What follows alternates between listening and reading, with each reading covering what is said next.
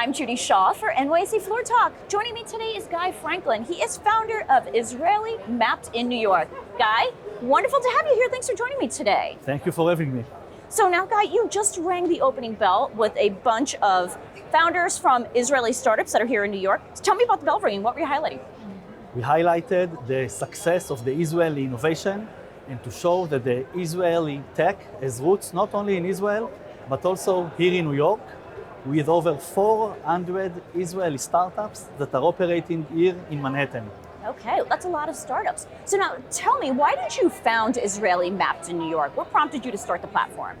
So that's a great question. I started Israeli Mapped in New York as a side project. My day job was an accountant in EY New York. Sounds like kind of boring. And in addition to that, I started to recognize a trend of Israeli startups that are expanding from Israel to New York, but I couldn't find any list or resource that will map them all.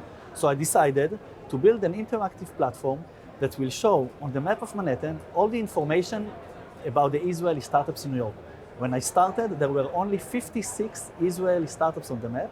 And this platform is a crowdsourcing platform, meaning the companies that are expanding from Israel to New York are adding themselves by themselves. So it's grown organically to over 400 today. All right, well, that's definitely grown significantly. So tell me, what kind of startups are a part of this? So today, the main verticals are cybersecurity, fintech, proptech, B2B enterprise software, big data and analytics. It's interesting to know that in the past, until 5 years ago, it was mainly video, edtech, a lot of B2C companies, but that's gone. Now it's the verticals that I mentioned. All right, so Guy, tell me, what's next for you and Israeli Mapped in New York?